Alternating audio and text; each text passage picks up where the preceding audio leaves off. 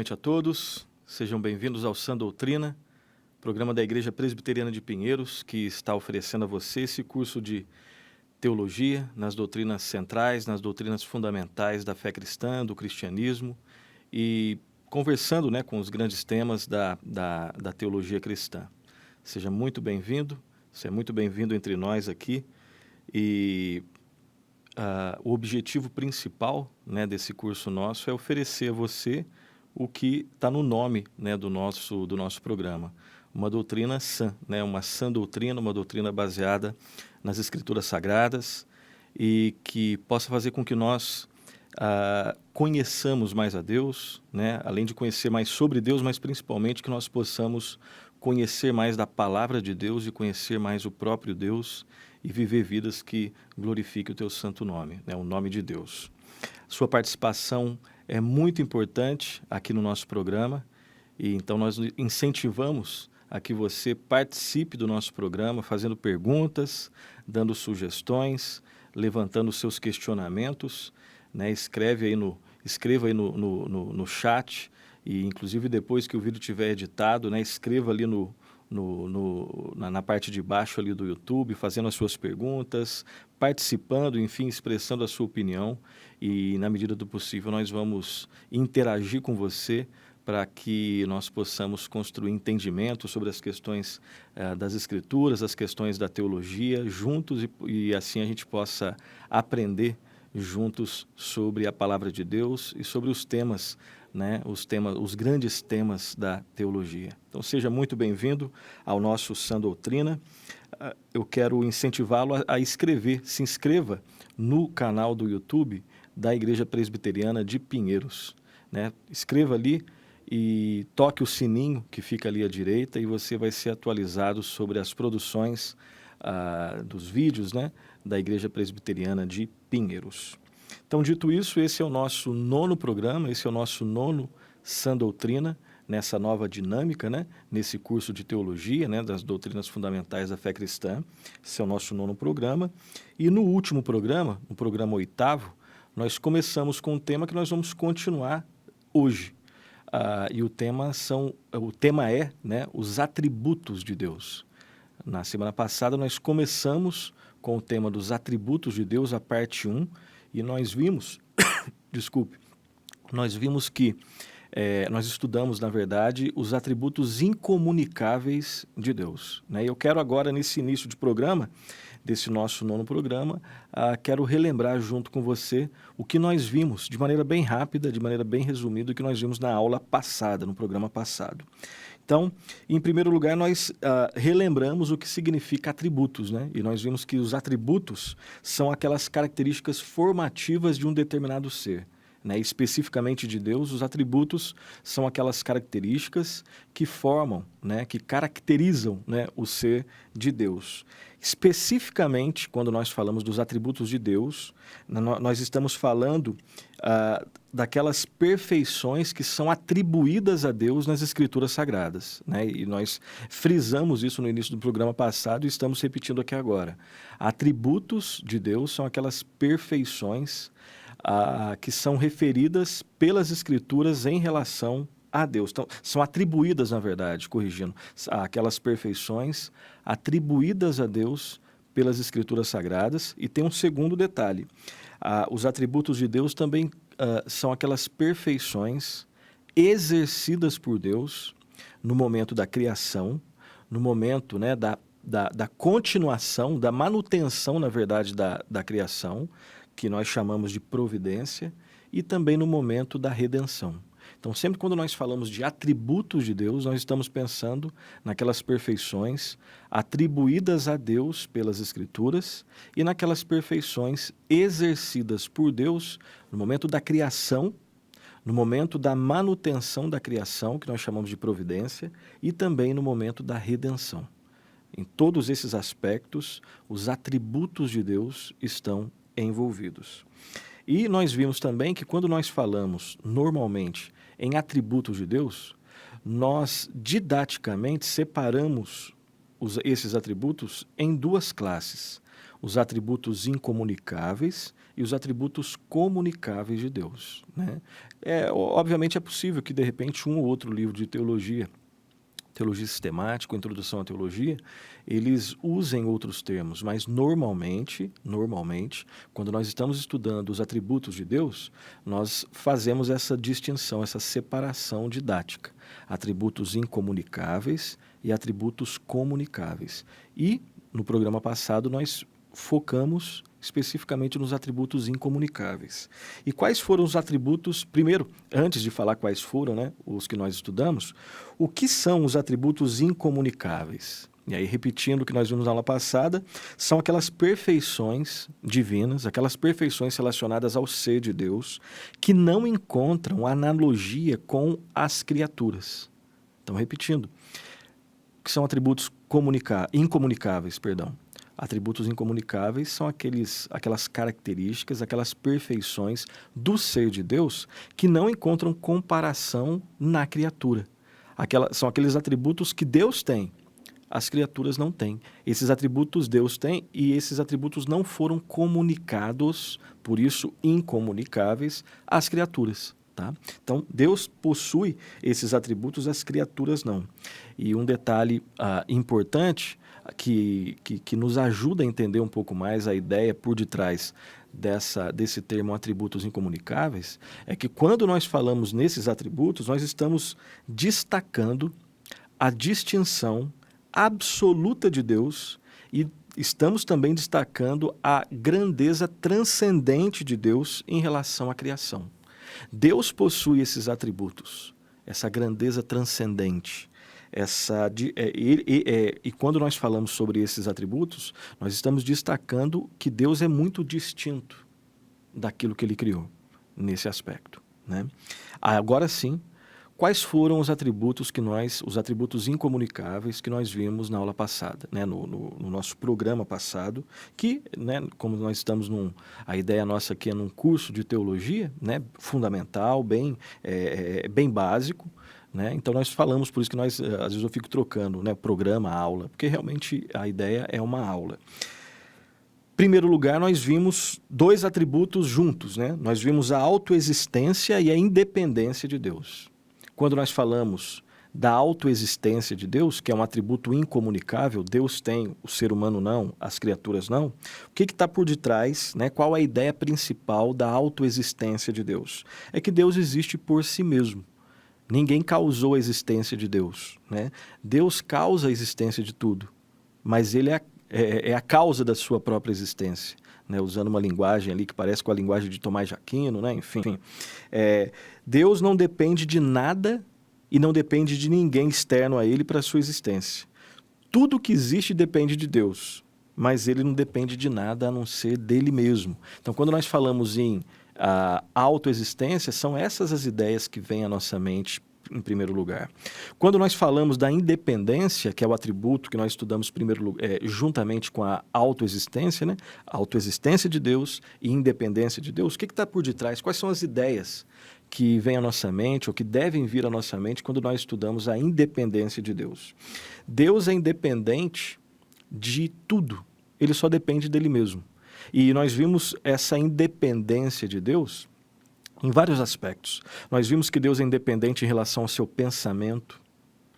Deus é independente em relação à sua vontade. Sua vontade é completamente independente de tudo, depende dele mesmo. Assim como o seu pensamento, assim como o seu poder, assim como o seu conselho. Assim como Deus é independente de absolutamente tudo. Só que todas as coisas dependem dele.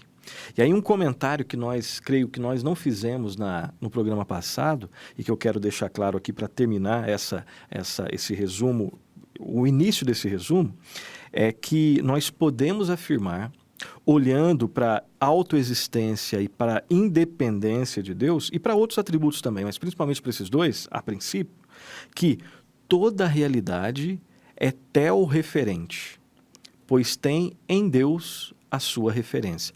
Teorreferência, salvo engano, é um termo cunhado por um brasileiro, né, por um pensador brasileiro, um filósofo brasileiro, chamado Davi Charles Gomes, né? Salvo engano, creio que foi ele que cunhou, ou pelo menos ele popularizou aqui no Brasil esse termo. Não sei exatamente se foi ele que cunhou, se ele que criou esse termo, ou se ele foi o grande popularizador.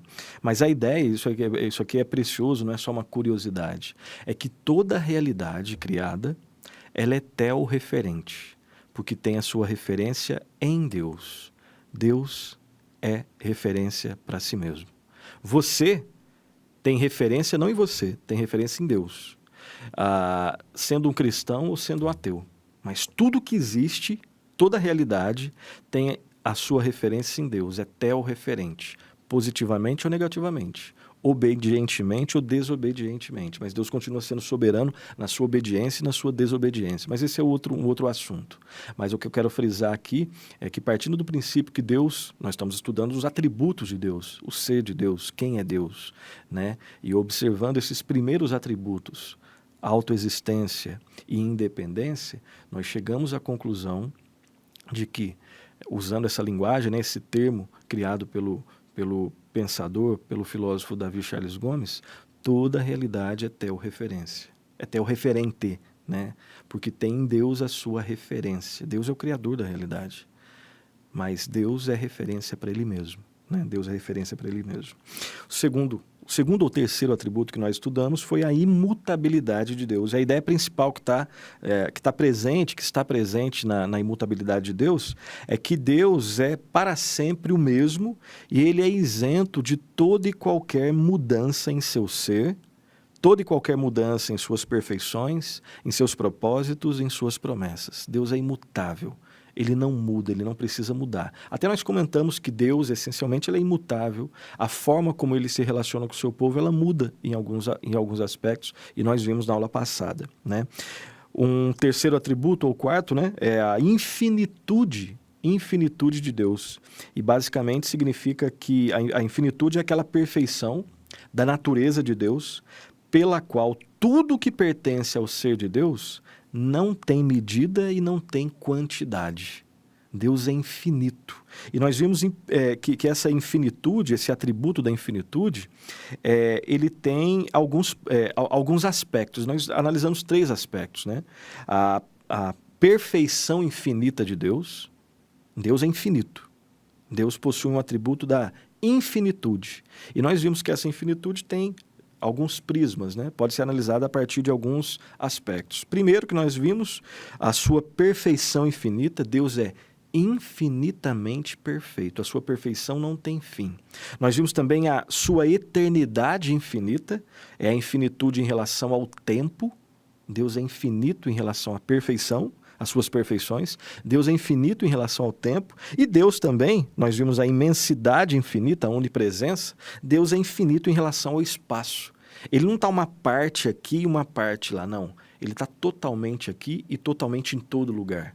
Porque ele é infinito em relação, não só em relação às suas perfeições, não só em relação ao tempo. Ele é eterno, ele não tem começo, meio e fim, né? Ele criou o tempo, mas ele age dominando sobre o tempo. Ele adentrou o tempo na pessoa do Filho, em Jesus Cristo. Mas ele não é perecível ao tempo. E, né, terminando, então, nós vimos a infinitude em relação ao espaço. Ele é infinito espacialmente falando, né? E uma aplicação, terminando o resumo, que nós fazemos, né? Nós vimos várias aplicações no final do programa passado, mas uma aplicação que eu quero colocar aqui para você nesse resumo é que, a partir da consciência de que Deus possui esses atributos incomunicáveis, né? Ele é autoexistente, ele é independente, ele é imutável, ele é infinito, que nós possamos ficar cada vez mais encantados com as perfeições de Deus e que Deus nos transforme para que nós possamos viver cada vez mais para a glória de Deus, que esse encantamento que nós tenhamos com o ser de Deus, que possui esses e outros atributos, possa transformar a forma como nós nos relacionamos com Deus, que nós realmente fiquemos encantados com Deus, Deus que é autoexistente, independente, imutável, infinito, soberano, enfim. Hoje nós vamos continuar o nosso estudo, né? É basicamente isso que nós falamos no programa passado. Então, programa número 8 da semana passada, nós falamos sobre os atributos incomunicáveis. Hoje, os atributos de Deus, parte 2, agora os atributos comunicáveis, né? Então, nós vamos começar definindo o que são atributos comunicáveis. Se nós fizemos, né, nós relembramos o que significam os atributos incomunicáveis, os incomunicáveis são aquelas perfeições do ser de Deus que não encontram comparação, que não encontram analogia na criatura. Esses são os atributos incomunicáveis. Então, a gente já sabe, né, basicamente o que significa, qual que é a ideia, né, presente nos atributos comunicáveis. Os atributos comunicáveis são aquelas perfeições do ser de Deus que encontram comparação, que encontram analogia nas criaturas, com um detalhe muito importante, né? Os atributos comunicáveis, então, são aquelas características que existem em Deus e que são passadas, são comunicadas à criatura, com um detalhe muito importante. Nós devemos lembrar que os atributos que se acham no homem, eles são uma analogia finita e imperfeita daquilo que existe em Deus de forma infinita e perfeita. Atributos incomunicáveis não tem analogia. Atributos comunicáveis dá para fazer alguma analogia com a criatura, com um detalhe, não se esqueça. Aquilo que existe no homem e que foi comunicado por Deus em termos de características, no homem existe de forma imperfeita e limitada. Em Deus, de forma perfeita e ilimitada, né? Porque, infelizmente, na história da igreja nós vimos alguns exemplos de alguns, né, de alguns líderes que, analisando textos de forma errada, chegam à conclusão que nós somos deuses, né? E não, você não é Deus, eu não sou Deus, né?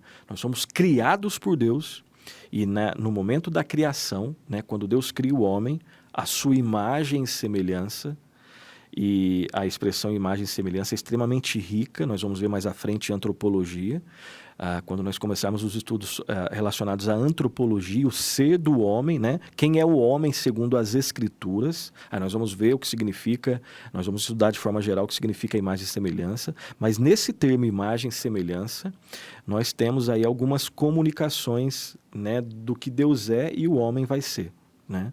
Deus comunica algumas características dele ao ser humano, né? Mas mesmo nessa similaridade, vamos chamar assim, que existe entre Deus e o homem, não confunda as coisas. O que existe no homem, que também existe em Deus, no homem existe de forma finita e imperfeita. Em Deus, de forma infinita e totalmente perfeita, ok? Claro que isso suscita algumas perguntas, eu sei, né? Eu sei que em Cristo, nos novos céus e nova terra, nós também seremos perfeitos, mas existe uma perfeição que existe em Deus que é mais do que perfeita, se for comparada com a nossa. Mas isso a gente vai ver mais para frente, tá? Ok, definimos então o que significa o termo atributos comunicáveis, né? Vimos que tem esse detalhe importante, essa distinção que deve ser feita. Então, dito isso, vamos então aos atributos comunicáveis. Quais são eles? Primeiro atributo que nós vamos relembrar aqui para aqueles que já estudaram e de repente aqueles que não estudaram vão conhecer agora, é o conhecimento de Deus. Primeiro atributo, o conhecimento de Deus. Eu quero fazer alguns comentários, algumas observações sobre o conhecimento de Deus. Algumas ideias que devem vir à nossa mente quando nós falamos sobre esse primeiro atributo comunicável. Deus tem e passou para nós, nele, perfeito e infinito, em nós, imperfeito e finito. Então, algumas observações. Em primeiro lugar, quando nós falamos do conhecimento de Deus, o que vem à mente é que isso significa que diz respeito àquela perfeição pela qual Deus, de maneira inteiramente peculiar e perfeita, né, ele conhece a si mesmo e conhece todas as coisas. Quando nós falamos do conhecimento de Deus, nós estamos falando sobre aquela perfeição caracterizada pelo fato de que Deus conhece a si mesmo perfeitamente e conhece todas as coisas perfeitamente. Esse tipo de conhecimento é peculiar a Deus. e é perfeito em Deus. Outra ideia que vem à nossa mente quando nós falamos do conhecimento de Deus. Esse conhecimento é inerente a Deus, não é algo que é obtido fora dele. Deus não busca conhecimento como se Deus não tivesse todo conhecimento, ele busca conhecimento fora e agora ele tem esse conhecimento. Não. Esse conhecimento de Deus que faz com que ele se conheça perfeitamente e conheça toda a realidade criada, ele que criou essa realidade de modo perfeito, é algo inerente, inseparável dele, nele. Outra ideia, esse conhecimento é um conhecimento sempre completo e claramente distinto. Deus é aquele que, por conhecer tudo de modo perfeito, ele conhece de modo completo, é tudo. E tudo ele conhece de modo completo. E ele possui a perfeição de fazer as distinções entre aquilo que ele mesmo criou, né? Eu sei que isso parece um pouco óbvio, né? Mas é um óbvio que a gente tem que lembrar, né? Que Deus ele conhece absolutamente tudo. Toda a realidade macro, toda a realidade micro, toda a realidade externa, toda a realidade interna. Ele detém todo o conhecimento. Mas, algumas outras verdades sobre o conhecimento de Deus. Deus é onisciente, você sabe disso. Isso significa que ele é todo compreensão e ele é todo compreensivo. Deus conhece a si mesmo e conhece tudo mais que existe, como nós falamos no início. Outra verdade, Deus conhece todas as coisas como elas realmente são e como elas acontecem. Preste atenção, no passado, no presente e no futuro. Esse é o Deus das Escrituras. Esse é o único Deus que existe. Ele é aquele que conhece de modo perfeito as coisas como elas realmente são. Ele conhece as coisas como elas aparentam ser. Ele conhece as coisas como elas realmente são. E como elas acontecem no passado, no presente e no futuro. Deus tem o domínio sobre absolutamente tudo. E Deus conhece a essência oculta das coisas, essência essa que não é revelada ao ser humano. O conhecimento do homem, o conhecimento meu e seu, não consegue penetrar na essência oculta das coisas. Deus tem acesso a isso, nós não. Ok? Essas são algumas ideias, algumas verdades que devem vir à nossa mente quando nós falamos sobre o conhecimento de Deus, esse atributo comunicável. Deus conhece as coisas, nós também conhecemos as coisas. E nós só conhecemos porque Deus revela a nós. Conhecimento em Deus, infinito e perfeito, conhecimento em nós, finito e imperfeito, né? Alguns textos. Quero agora começar a ler com vocês alguns textos que vão ser colocados aí na tua telinha aí, que falam sobre esse conhecimento de Deus. Primeiro texto, 1 Reis, primeiro livro dos Reis, capítulo 8, versículo 37 e 40.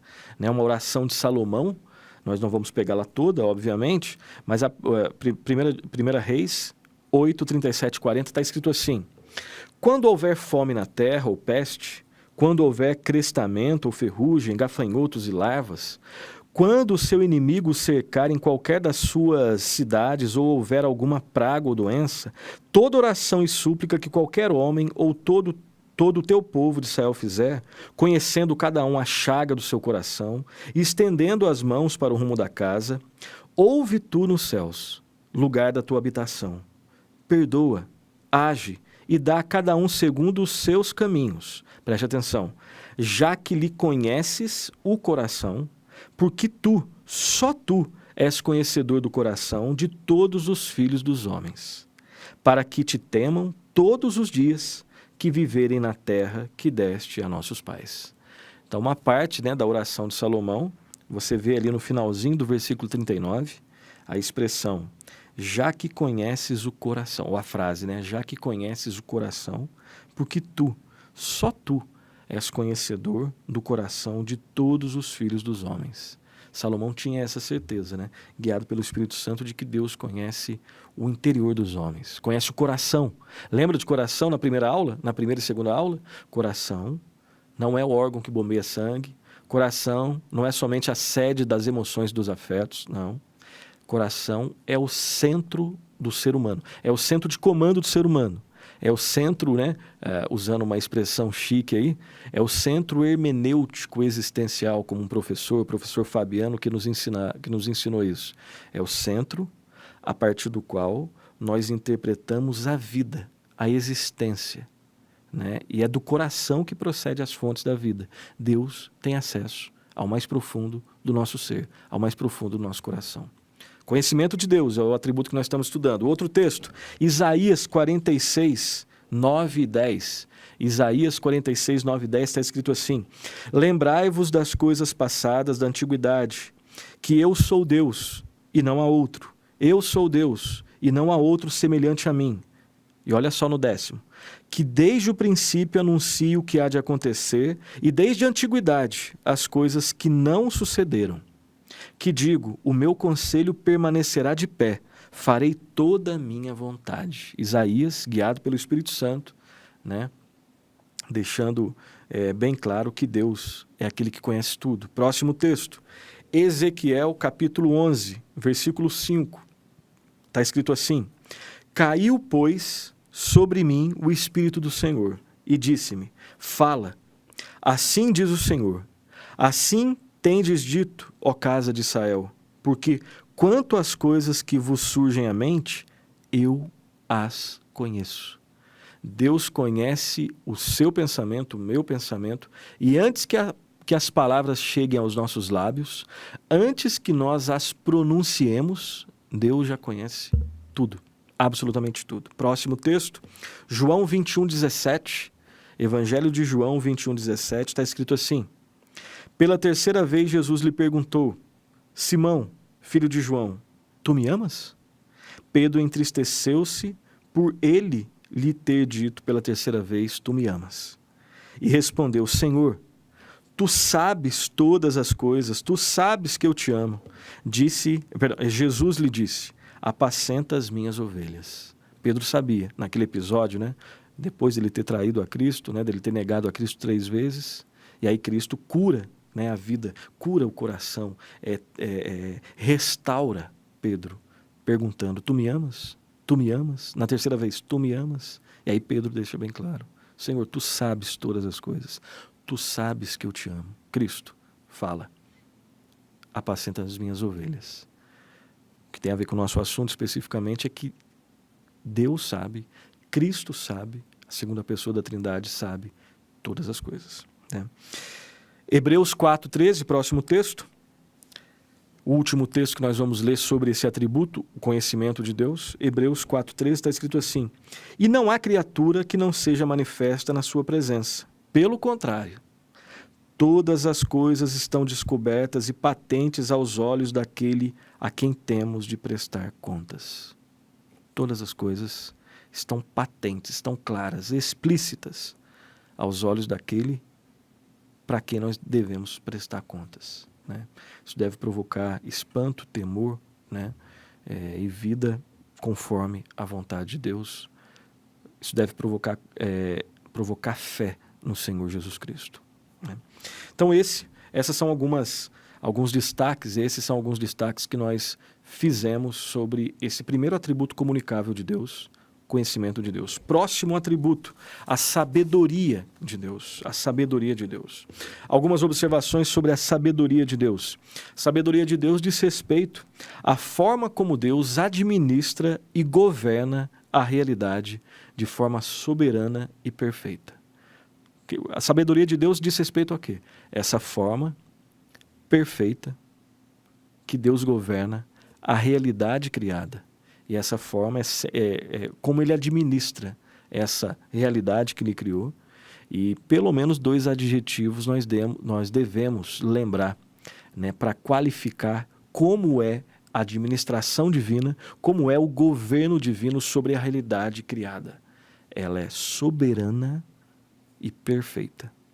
Outras ideias que vêm à nossa mente. A sabedoria de Deus é um aspecto particular do seu conhecimento. Ou seja, conhecimento de Deus, o atributo anterior que nós estudamos, e a sabedoria de Deus, o atributo que nós estamos estudando agora, eles são correlatos, né? Existe uma comunhão entre conhecimento de Deus e sabedoria de Deus. Uma terceira observação que eu faço é a sabedoria de Deus faz com que ele escolha os melhores meios para atingir os seus propósitos específicos. Deus é sábio. Deus é perfeitamente sábio. E a sabedoria de Deus faz com que ele, no governo e na administração da realidade que ele mesmo criou, ele escolha os melhores meios para se chegar aos propósitos que ele definiu. Deus age na realidade, na administração, no governo da realidade, de forma direta, de forma indireta, com o uso de meios ou sem o uso de meios. Quando ele utiliza os meios, né, e são os mais variados meios, ele sempre faz, por ser perfeitamente sábio, o uso dos melhores meios para atingir os propósitos que ele intenta. E os seus intentos sempre serão cumpridos, porque eles sempre são soberanos, bons, perfeitos, enfim. E qual que é o objetivo, né? Qual que é o objetivo de Deus ao fazer o que ele faz? Né? Lembrando aí do grande tema, né? do John Piper, né? Junto com a alegria, sempre falar da glória de Deus, né? O objetivo final da execução da sabedoria de Deus é o quê? É promover a glória do seu nome. Tudo que Deus faz, no final das contas, vai trazer glória ao nome de Deus e vai fazer bem ao seu povo. Sempre será assim. Tudo que Deus faz é sábio, tudo que Deus faz é santo, perfeito, soberano, e no final, tudo vai gerar não, perdão, a palavra melhor não é gerar.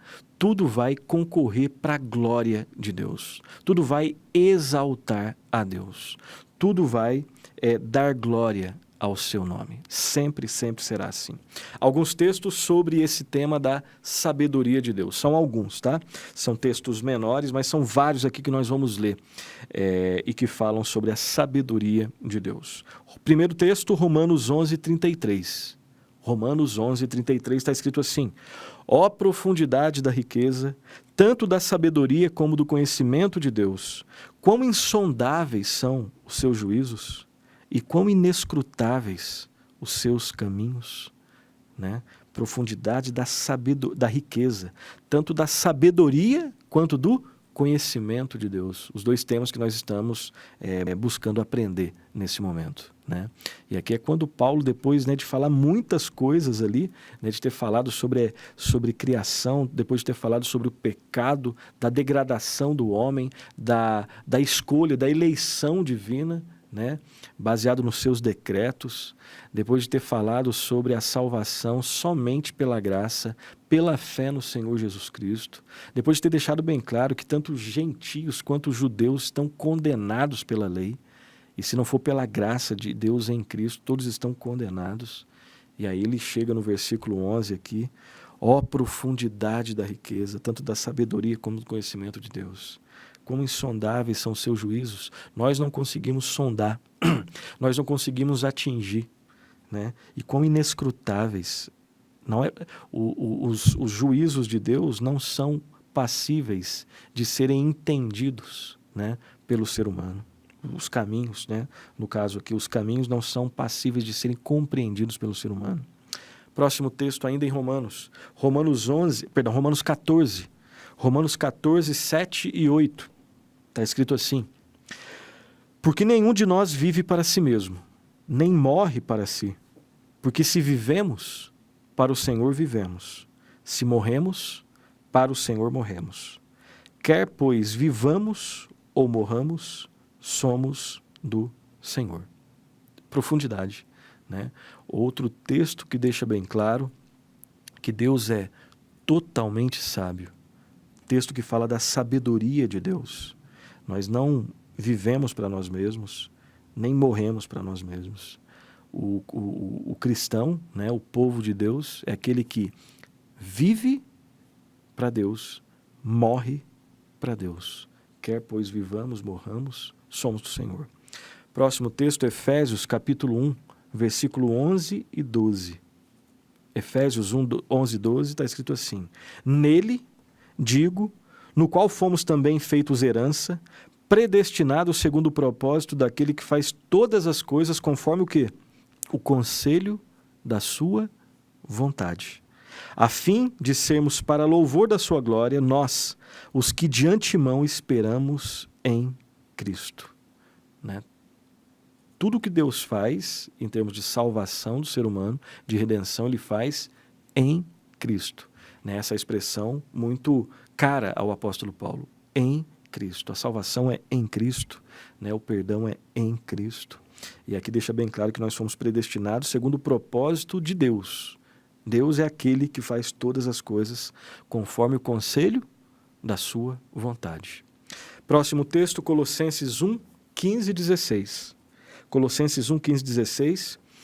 Este, Jesus Cristo, né, é a imagem do Deus invisível, o primogênito de toda a criação, pois nele foram criadas todas as coisas, nos céus e sobre a terra, as visíveis e as invisíveis, sejam tronos, sejam soberanias, quer principados, quer potestades. Tudo foi criado por meio dele e para ele. Tudo, absolutamente tudo, é criado, é mantido, é governado, é administrado pelo sábio Deus. Agora nós vamos ver alguns aspectos da sabedoria de Deus. Primeiramente, a sabedoria de Deus vista na criação, né? Vista na criação. Abra sua Bíblia, então acompanhe conosco a leitura do Salmo 19, 1. Texto muito conhecido. Salmo 19, versículo 1. Sabedoria aplicada à criação. Os céus proclamam a glória de Deus e o firmamento anuncia as obras das suas mãos. Ou seja, a natureza ela testemunha da sabedoria de Deus. E Deus governa a natureza com a sua perfeita e santa sabedoria. Outro texto, que também deixa bem claro, né, a sabedoria de Deus vista na criação. Salmo 104, 1, 3. Salmo 104, versículo 1 até o 3. Está escrito assim: Bendize, ó minha alma, ao Senhor. Senhor Deus meu, como tu és magnificente, sobrevestido de glória e majestade, coberto de luz como de um manto. Tu estendes o céu como uma cortina, põe nas águas o vigamento da tua morada, toma as nuvens por teu carro e voas nas asas do vento.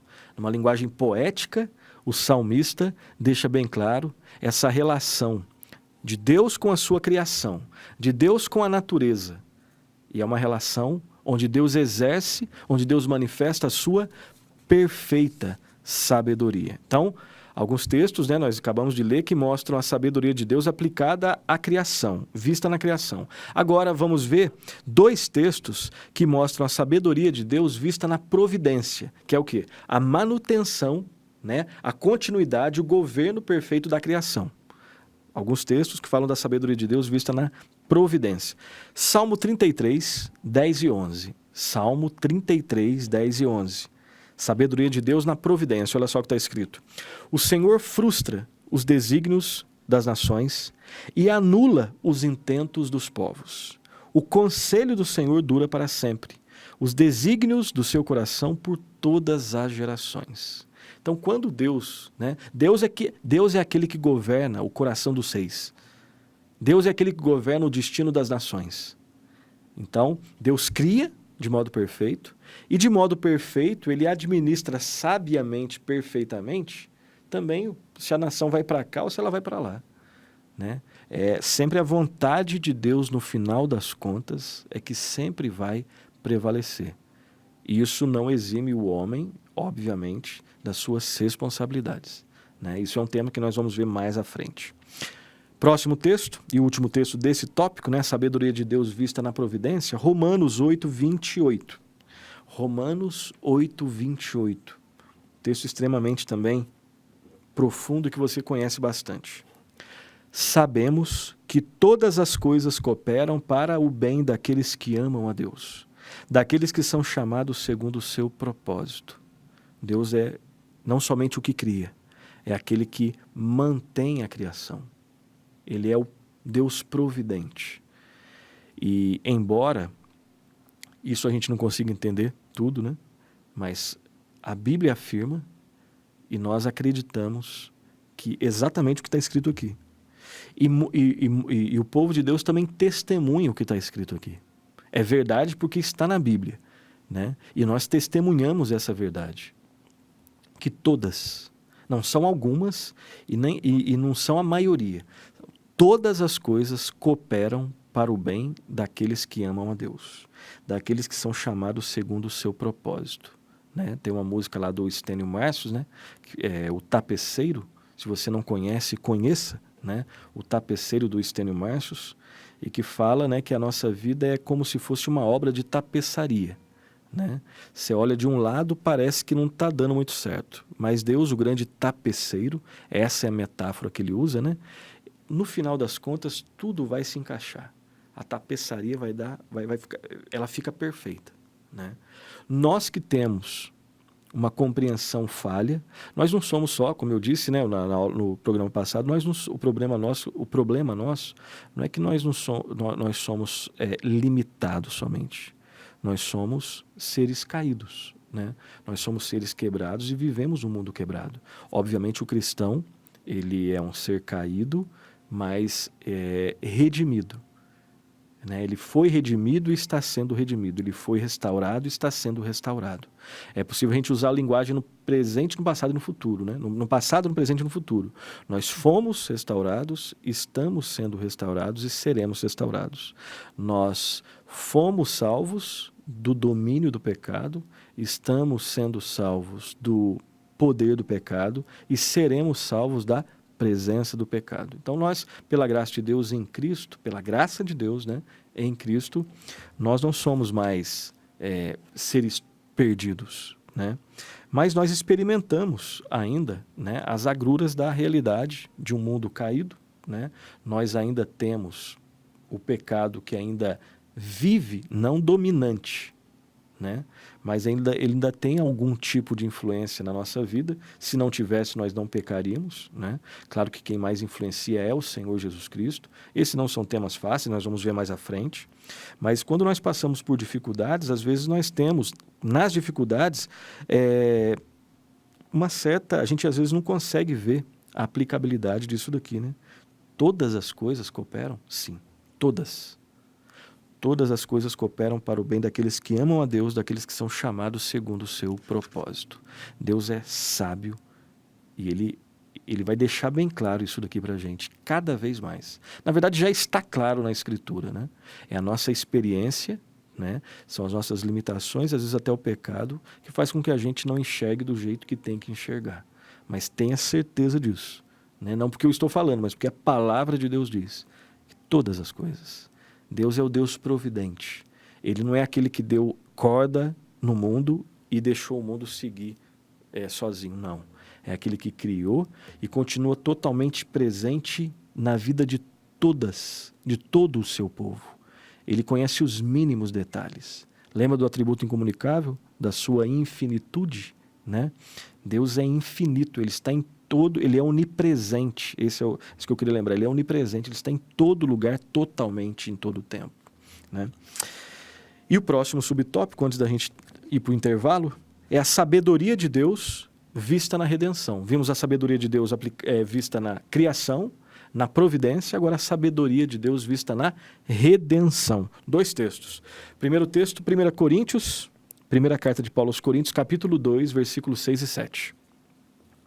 Lá está escrito assim: entretanto, expomos sabedoria entre os experimentados, não porém a sabedoria deste século, nem a dos poderosos desta época, que se reduzem a nada.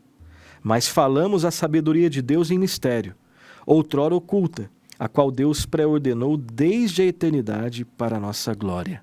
E a sabedoria de Deus é Jesus Cristo, o Salvador, o Redentor. A sabedoria de Deus é Jesus Cristo, em quem toda a inteligência, toda a sabedoria de Deus está presente. Jesus Cristo é o mistério revelado, né?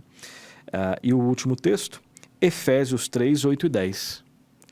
Carta de Paulo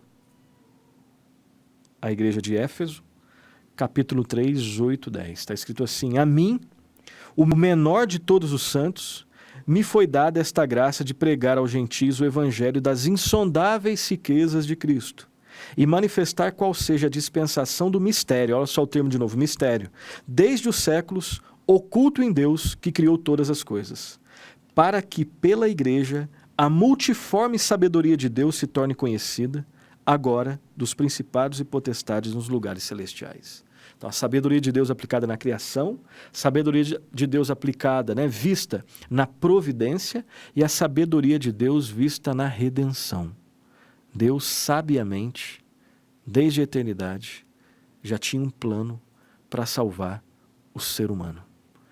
E esse plano aponta para a pessoa e a obra de Jesus Cristo, a sabedoria perfeita, e nesse caso nós podemos dizer a sabedoria redentora e redentiva de Deus na vida do seu povo em Jesus Cristo.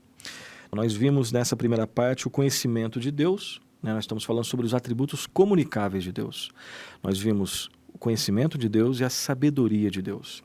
Antes de entrarmos no próximo atributo, eu quero só destacar a participação dos nossos irmãos e irmãs aí que estão nos acompanhando, né? Um grande abraço aí para a Rose Pacheco, a Led Jung, né? Se eu errei o nome, me desculpa, o Nilson Batista, tem uns que tem uns nomes mais artísticos, né? O Epic Journey, enfim, Débora Jesus, Cida Xavier, Daniele Luciana, deixa eu ver aqui mais, Odair de Souza, Tânia Rissa, Fernando Mendes, Villeneuve Dias, a Feio Sil na Estrada, grande abraço, a Amanda RLR, né? Deixa eu ver quem mais, Liliane Pinheiro, Débora Vigas, Railan Pires, Gilmar Liberato, Thiago Crossfit, Ludes, deixa eu ver quem mais aqui, Eliana Gonzaga, Sérgio Lima, Luísa Paula, e um grande abraço para todos, o Leandro Eni da Costa e André Alves. Um grande abraço a todos aí, vocês que nos acompanham,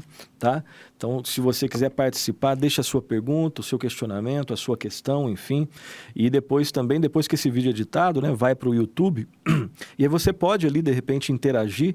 Eu creio que a maioria das perguntas ou de alguma dúvida que alguém teve, né, ou a saudação, eu tenho respondido, né? Você pode deixar o seu questionamento. Sempre lembre o seguinte, sempre pertinente ao tema, tá? Pertinente ao tema, levante o seu questionamento para que a gente possa construir entendimento juntos, ok? Então, um grande abraço a todos, que Deus continue abençoando a cada um de vocês. Continuando nossos estudos, tem bastante coisa para a gente ver ainda. Terceiro atributo comunicável, a bondade de Deus, tá? Então, a princípio, alguns comentários, depois nós vamos ler alguns textos. Quando nós falamos da bondade de Deus, o que deve vir à nossa mente? Algumas ideias gerais. A bondade de Deus é aquela perfeição de Deus, né? É aquela perfeição de Deus que o move, né, a tratar com generosidade e fazer o bem a todas as suas criaturas. Essa é uma definição possível. Essa é uma ideia essas são algumas verdades que devem vir à nossa mente quando nós falamos sobre esse atributo comunicável de Deus. A bondade de Deus. É aquela perfeição de Deus, né, que o move a tratar com generosidade e fazer o bem a todas as suas criaturas. Às vezes, a bondade de Deus nas Escrituras é chamada de amor benevolente ou de graça comum.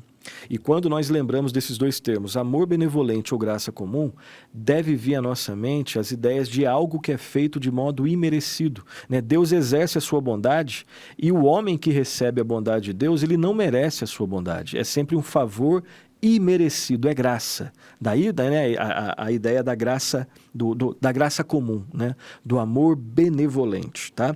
Dito isso, nós vamos ler alguns textos, né, que falam sobre, que apontam para essa verdade da bondade de Deus. O primeiro texto que nós vamos ler, está na sua telinha aí, Salmo 36:6. Salmo 36:6. Lá está escrito assim: a tua justiça é como as montanhas de Deus, os teus juízos como um abismo profundo.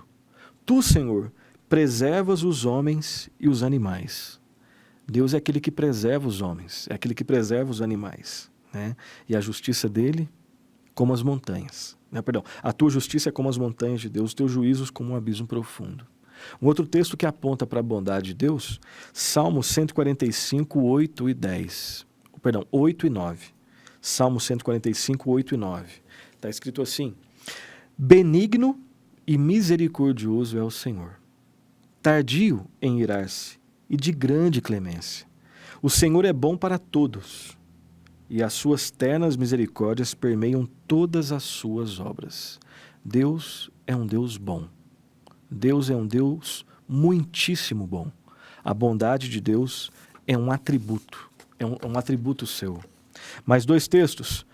Mateus 5, 43, 45, que também fala da bondade de Deus, da bondade que faz parte, né, do ser de Deus. Mateus 5, 43, 45. Ouvistes que foi dito: Amarás o teu próximo e odiarás o teu irmão, o teu inimigo, perdão. Eu, porém, vos digo, amai os vossos inimigos e orai pelos que vos perseguem, para que vos torneis filhos do vosso Pai Celeste, porque ele faz nascer o seu sol sobre maus e bons, e vir chuvas sobre justos e injustos. Né? A partir desse versículo aqui que vários teólogos, né, extraíram o conceito de graça comum. É aquela graça, existe uma graça especial que Deus dá ao seu povo, especialmente.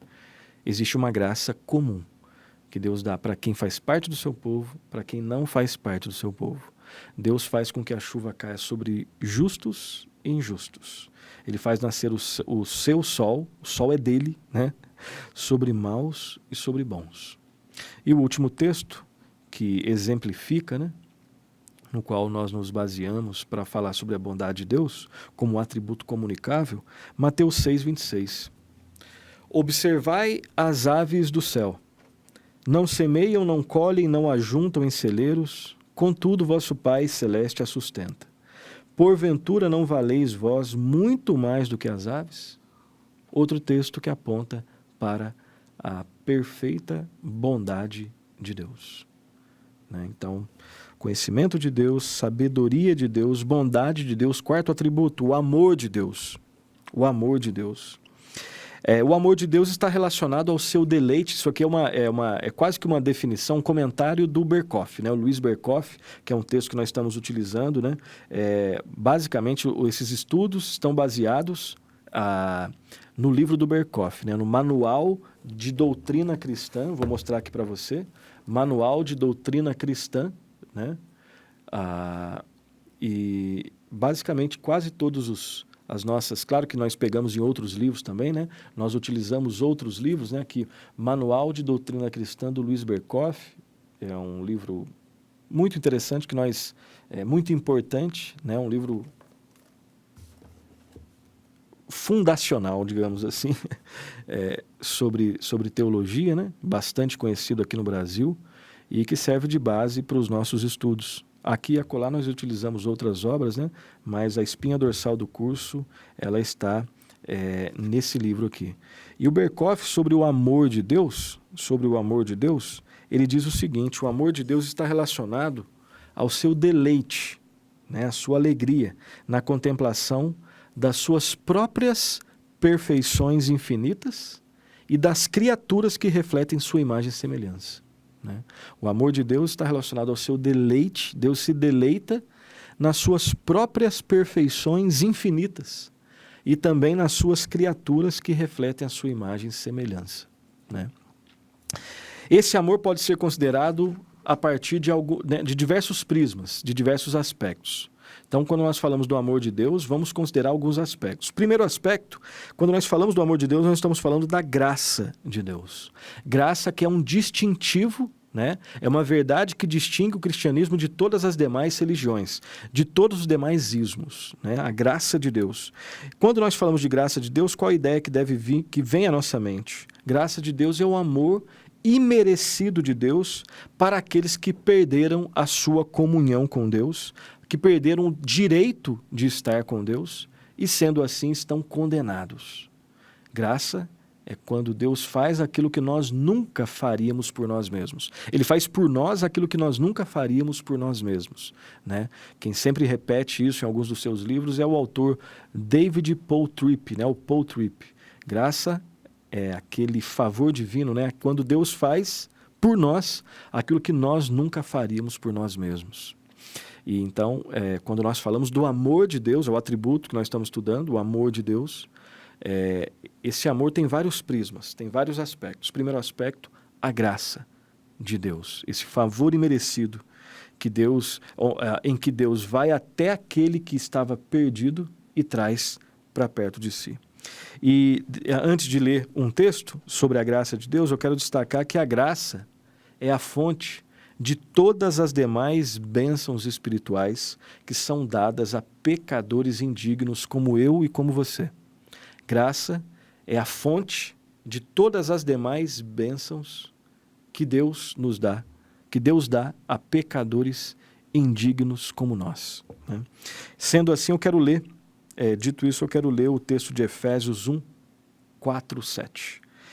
Carta de Paulo aos Efésios, capítulo 1, versículo 4, 7. Está escrito assim: assim como nos escolheu nele antes da fundação do mundo para sermos santos e irrepreensíveis perante ele, e em amor nos predestinou para ele, para a adoção de filhos por meio de Jesus Cristo, segundo o beneplácito, o bom prazer da sua vontade, para louvor da glória da sua graça, que ele nos concedeu gratuitamente no amado, no qual temos redenção pelo seu sangue e remissão dos pecados, segundo a riqueza da sua graça. Não sei se você percebeu, o versículo 6 e 7 repete 3 vezes a ideia de graça. Versículo 6, para louvor da glória da sua graça. Aí depois, que ele nos concedeu gratuitamente, a ideia da graça de novo. E lá no finalzinho, segundo a riqueza da sua graça. É graça no início, no meio, no fim. Cristianismo é uma religião que fala da graça de Deus. Se não fosse a graça de Deus, não existiria salvação. Obviamente, o cristianismo fala da justiça de Deus, da lei de Deus, do caráter santo de Deus. A graça é uma graça santa. A santidade é um atributo que perpassa todos os outros atributos de Deus. A perfeição é um atributo que perpassa todos os outros atributos de Deus. E Deus não exerce a sua graça desconsiderando a sua justiça. Nós vamos ver isso quando falarmos do próximo, a misericórdia de Deus. Mas o que distingue, um dos elementos fundamentais que distingue o cristianismo de todos os demais ismos é a graça de Deus, o favor imerecido de Deus na vida de pecadores indignos.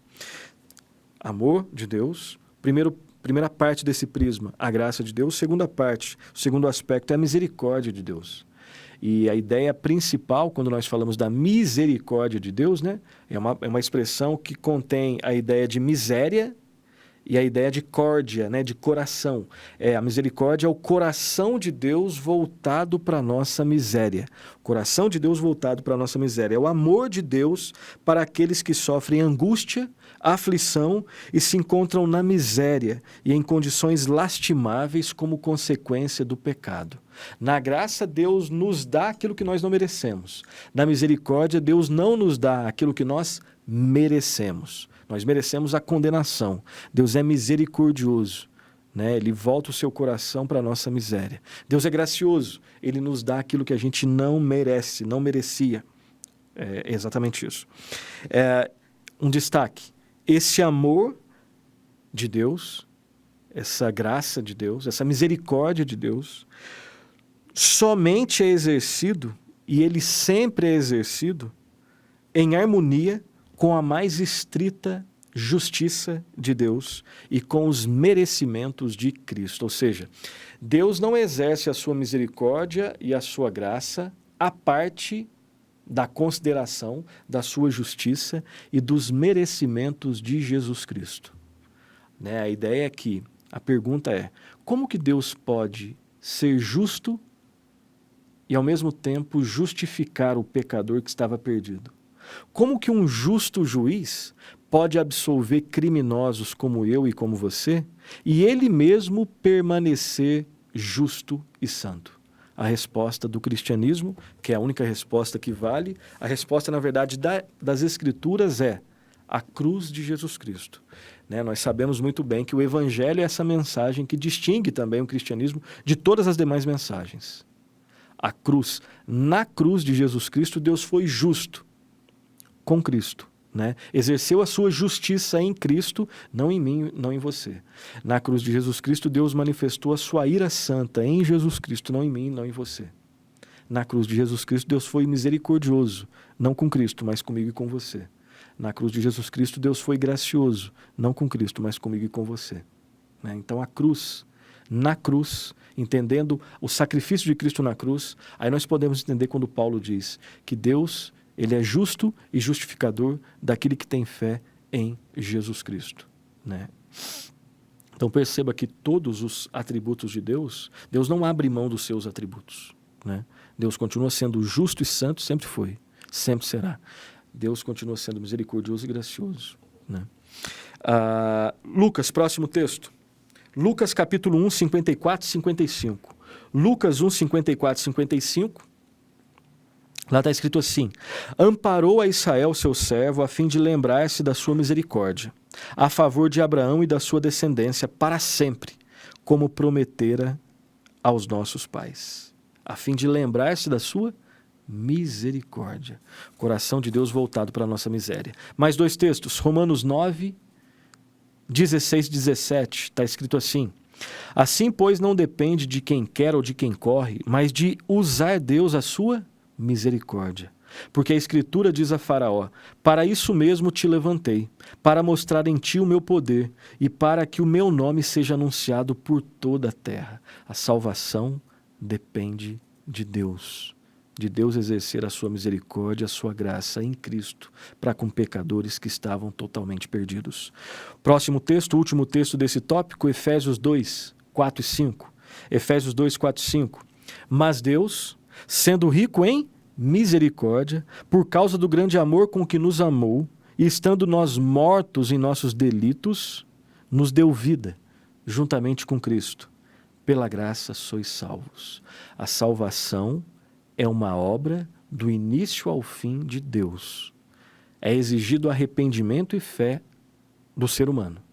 Mas quando o ser humano verdadeiramente se arrepende e tem fé, ele dá graças a Deus. Nós vamos tratar sobre salvação quando nós estudarmos soteriologia, um pouco mais à frente. E o terceiro lado desse prisma do amor de Deus, né? O amor de Deus, quando nós falamos do amor de Deus, desse atributo, nós lembramos da graça, da misericórdia e da longanimidade. Longanimidade é o amor de Deus em suportar com paciência.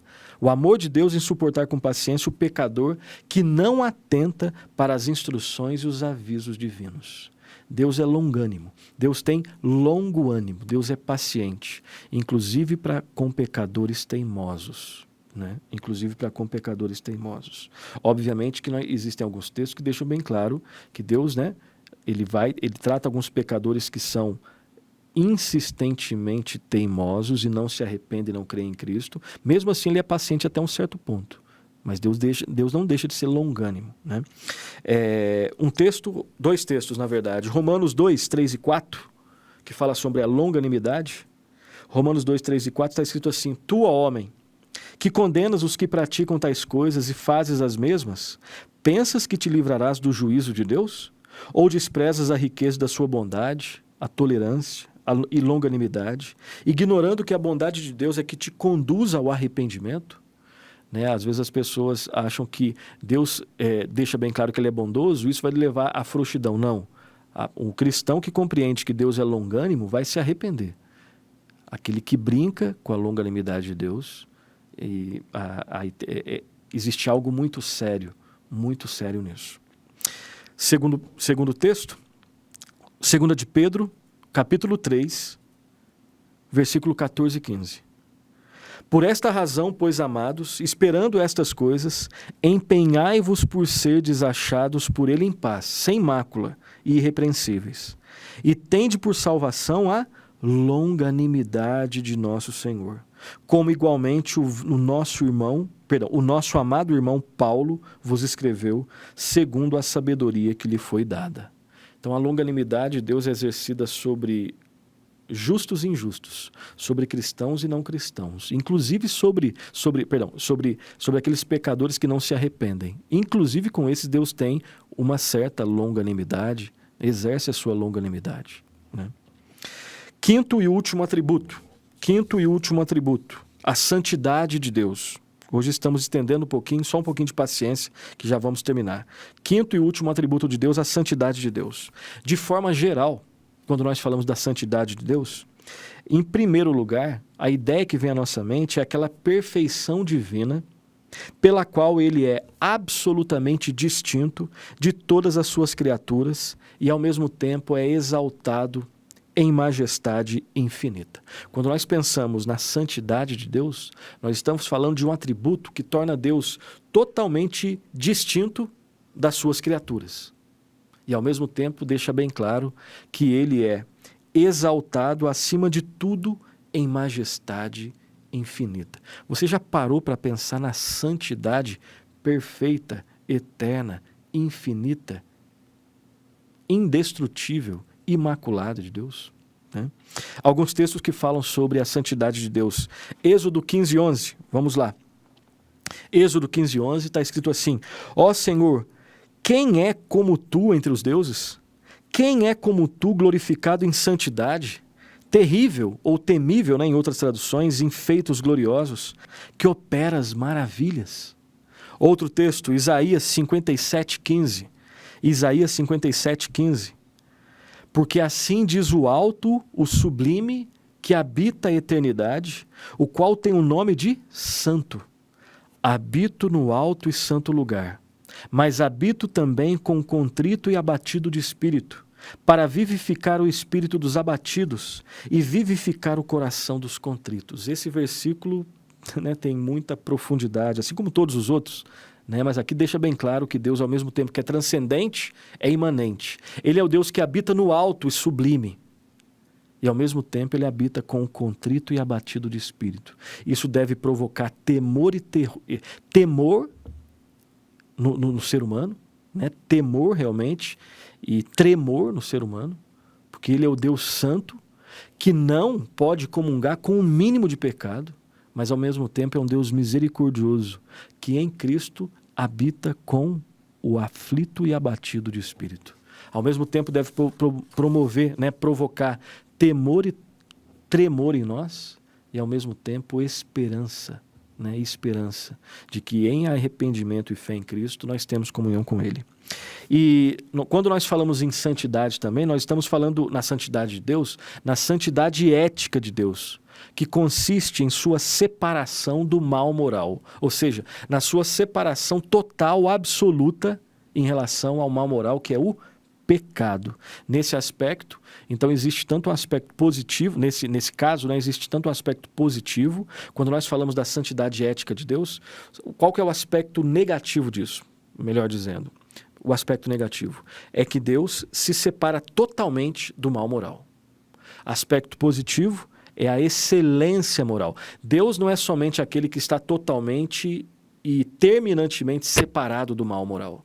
Deus é aquele que tem em si mesmo excelência moral e perfeição ética.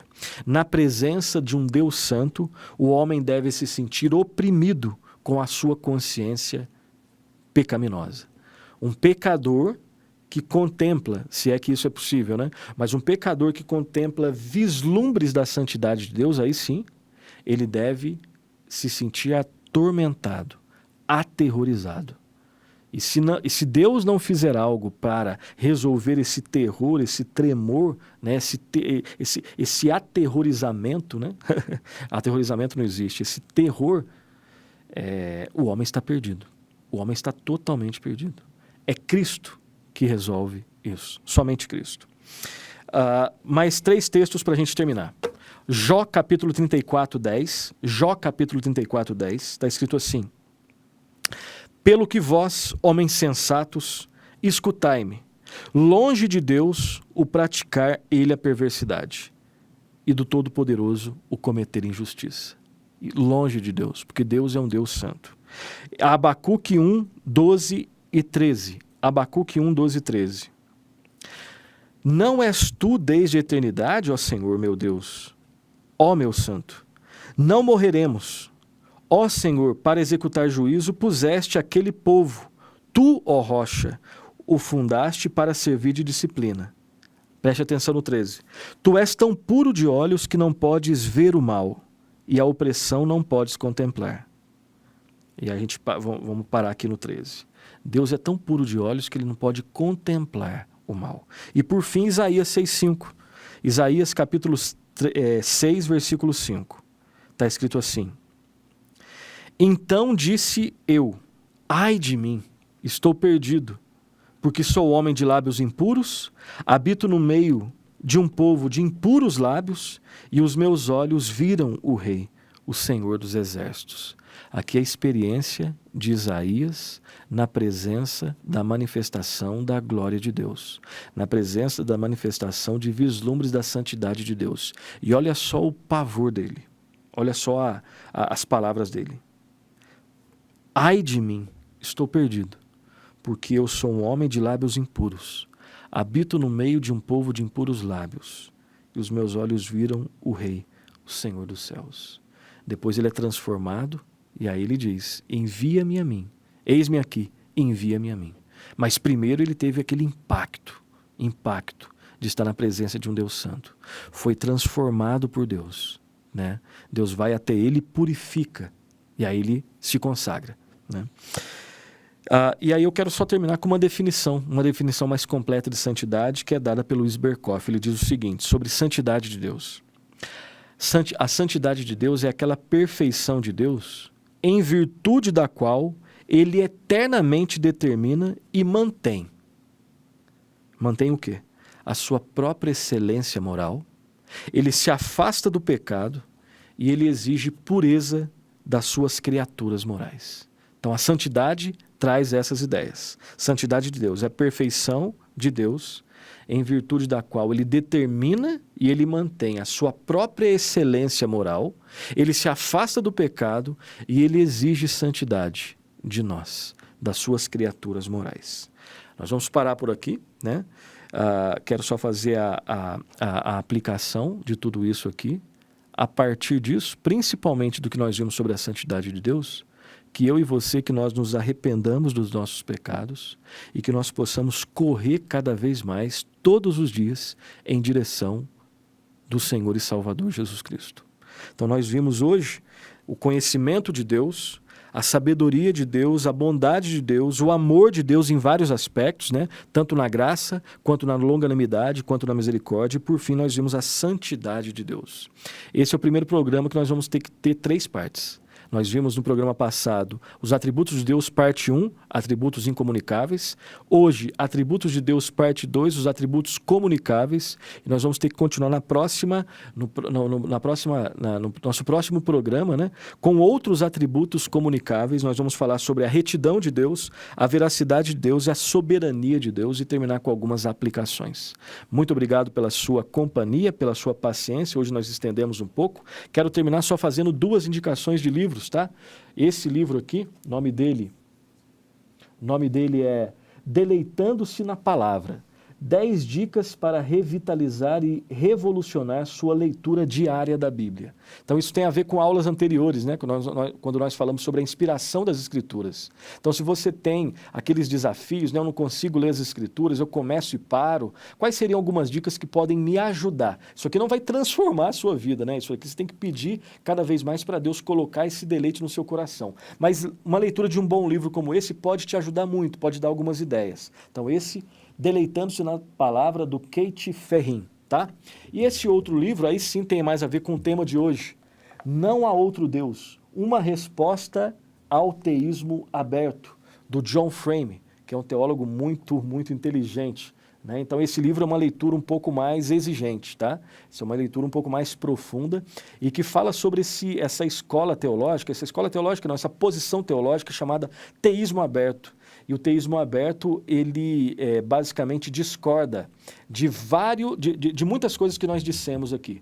O teísmo aberto parte do princípio que Deus não é soberano. Deus abre mão de alguns dos seus atributos para se relacionar com o homem, né? Então, o John Frame escreve esse livro fantástico que deixa bem claro que não. Deus, para se relacionar com o homem, ele não abre mão de nenhum dos seus atributos, inclusive nas catástrofes, né? Então esse livro aqui é muito precioso para falar sobre os atributos de Deus, respondendo